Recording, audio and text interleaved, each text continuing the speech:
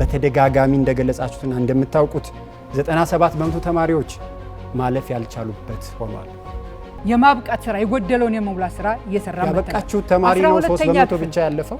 ይሄን እኮ ጭምብሉን እኮ ነው የከፈተው። ኢንቴንሽኑ በተለይ ከበስተጀርባ ያለውን ሴራ ሌላ ነው ብለን እናምናለን። ከ50% በላይ ማምጣት አለባቸው የሚል ውጤት ከጀርባው ምን ኢንቴንሽን ይኖር? በጣም ጥሩ። ወደ ዩኒቨርሲቲ የሚገቡ ተማሪዎችን መቀነስ ነው።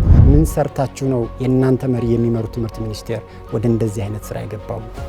ነገራችን ላይ ይሄ ፈተና ምዘና ስርዓት ኮምፕሊትሊ ተቀይሯል ብለን ለማውራትም ጥሩ ትክክል አይደለም። አቶ ይስሐቅ ያለፉትን ተማሪዎች ቁጥር የወሰነው ውጤቱ ነው ወይስ ፓርቲ? ፖለቲካል ጣልቃ ገብነት አለው ብለን እናምናለን። የሆነ ተማሪ ያልፋል፣ የሆነ ተማሪ ደግሞ አያልፍም። ያላስተማሩትን ጥያቄዎች በማምጣት ተማሪን በመጣል የተማሪው ሞራል ላይ መረማመድ። ኢትዮጵያ ውስጥ 3% ብቻ እያለፈ ነው። ይሄን እንዴት የምንኮራበት ውጤት ብላችሁ ለመራጩ ህዝብ ትናገራላችሁ? ዩኒቨርሲቲ መግባት ያለባቸው ግን ሁሉም ተማሪዎች አሉ። ፈተና ሳያልፉ ቀርቶ የተሰደዱ ግማቱ ጫካ የገቡ ወጣቶች አሉ። የተማሪዎች የማለፊያ ውጤት እናንተ መንግስት ስትሆኑ ስንት ታረጋላችሁ?